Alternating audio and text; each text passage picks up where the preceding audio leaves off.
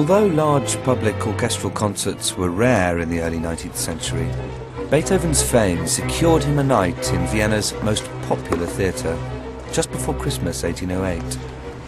Even today, this concert seems like an extraordinary event. Just imagine being present at the public premiere of 5 major Beethoven works, including the Fifth Symphony, Pastoral Symphony, the Fourth Piano Concerto, some of the most famous music in history. For Beethoven, the concert was an important personal statement. He was saying, just look at what I'm capable of. Well, the whole of Vienna wanted to see how he had refined his gift. And of course, they wanted to see the famous Beethoven himself. Well, he realized that this concert was very important for his reputation and for his financial situation as well. Beethoven decided to start the concert with the Pastoral Symphony. It was his way of easing the audience into an evening which would become increasingly challenging. Challenging not just for the concertgoer, but for the orchestra as well. With just one rehearsal for the musicians to learn the music, the tension before the concert was palpable.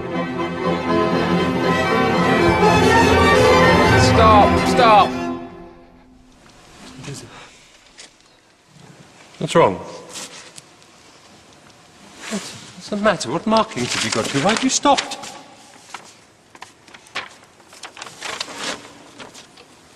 Really, Siegfried. Come on. I know it's early. Again. Well, he didn't make it easier for himself or others. Why have you stopped? What's wrong with you people? Beethoven's conducting style was so wild and hard to follow, and he was so demanding that eventually the orchestra refused to play if he was present. It was left to the unfortunate Ries to act as go-between.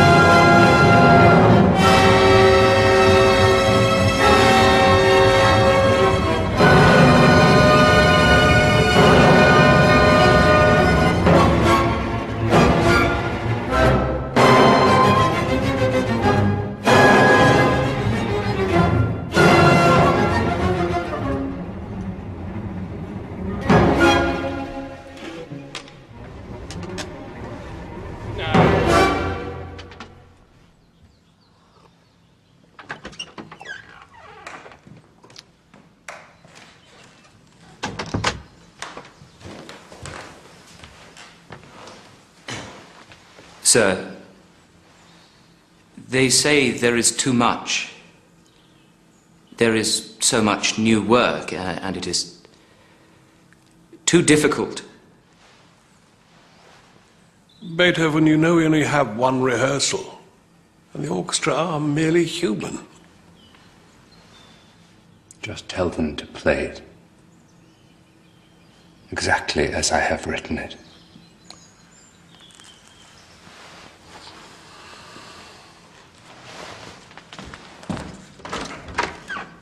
The orchestra eventually got through the enormous repertoire planned for the concert, and on a freezing cold December evening, hundreds of people flocked to an unheated Viennese theatre to see and hear the city's most famous resident.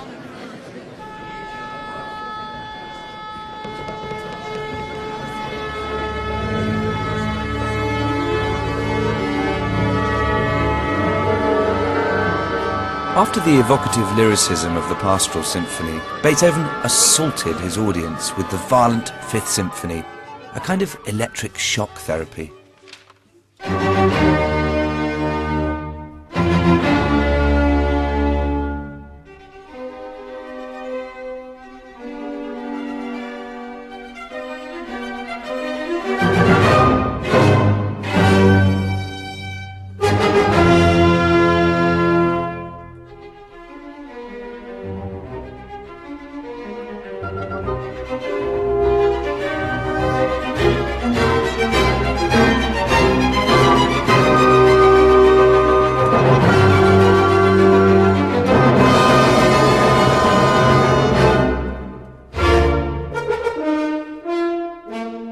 starting with those four powerful notes. The Fifth Symphony is really an exercise in compression, in stark contrast to the Sixth Symphony, the Pastoral, which takes the same opening rhythmic fragment and expands it. It's interesting to look at these two symphonies side by side, and that's how Beethoven saw them, very much as a pair. And where the Sixth Symphony is lyrical and expansive, the Fifth Symphony is brutal and compact and lacking in any obvious melody. And unlike any symphony that had gone before, the whole piece is one through line towards the exultant finale. Beethoven uses a variety of musical devices to bring about this tremendous sense of climax, but none more so than the use of that opening rhythmic device. It's everywhere, and in fact it pervades his entire compositional output. Near the end of the third movement, the scherzo, Beethoven strips the music right back, the timpani just keeping that rhythmic cell ticking away. And it's out of this sparse sound world that the fourth movement erupts, pushing decibel levels to new heights. You hear piccolo and trombones for the first time in a symphony, and the whole orchestra explodes in this climactic finale, where Beethoven is taking us from minor to major, from darkness to a blaze of light.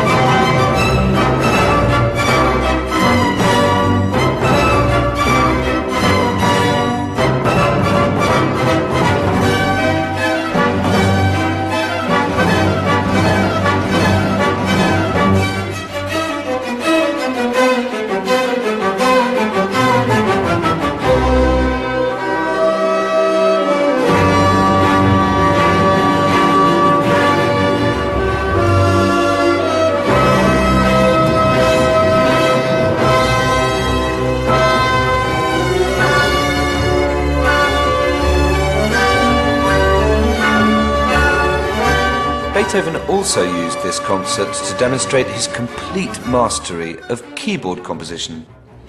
The fourth piano concerto signalled a startling new era for the role of the piano in a concerto. Invariably, the orchestra would lead before creating space for the piano, but Beethoven turns this on its head, starting with the solo piano. And not only that, he starts tentatively, almost in the manner of an improvisation. It's a very introverted beginning, the antithesis of the grand gesture.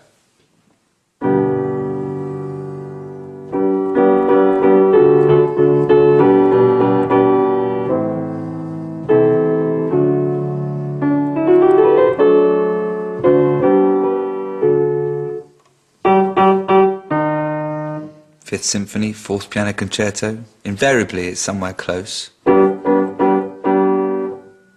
With this strange beginning, Beethoven is starting a conversation, or even a set of negotiations where the piano is attempting to dictate terms to the orchestra. The tension between the two is there right from the start. The orchestra come in a key which is completely foreign to the piano. So much of the time, this is conversation through discord.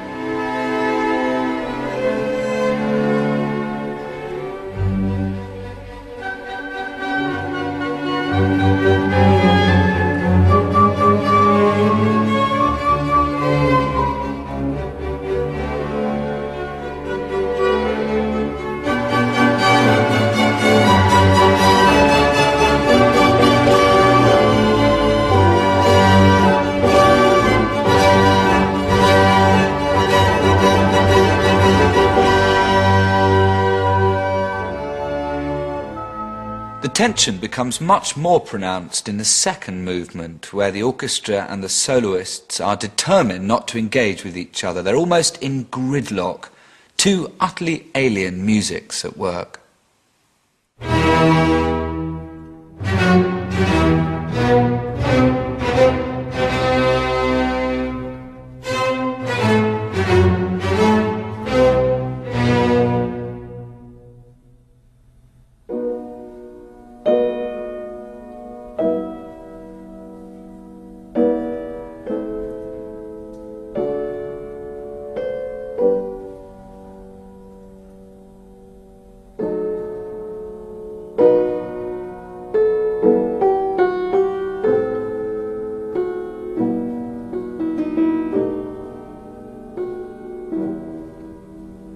When the piano finally breaks out, it does so in a very unusual way, sounding almost unlike anything which has gone before. And now the gulf between soloist and orchestra seems almost unbridgeable.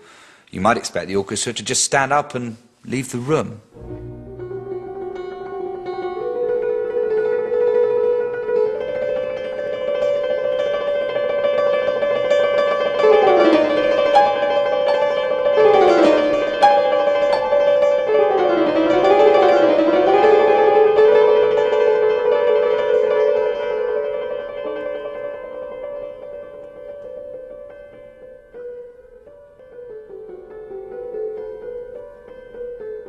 Eventually, though, Beethoven brings about resolution and reconciliation. The piano and the orchestra unite to allow for the catharsis of the last movement.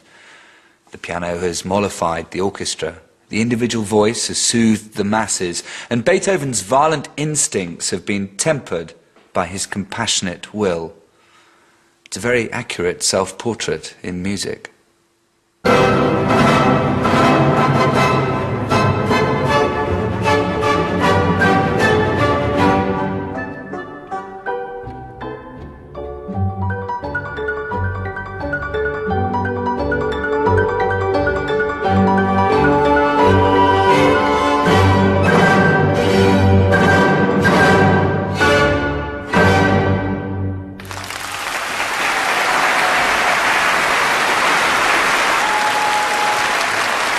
The success of this epic concert confirmed Beethoven's position as Vienna's, and indeed Europe's, most celebrated composer. But his financial situation was precarious. The concert didn't make Ludwig the money he wanted, and even deserved. And an offer had come through for a job working away from Vienna. So he soon let all his patrons, including me, know that he might desert us. Of course, we had to do something. You must understand I need total artistic freedom. Yes, it's all fine, Ludwig. I need to travel whenever I want.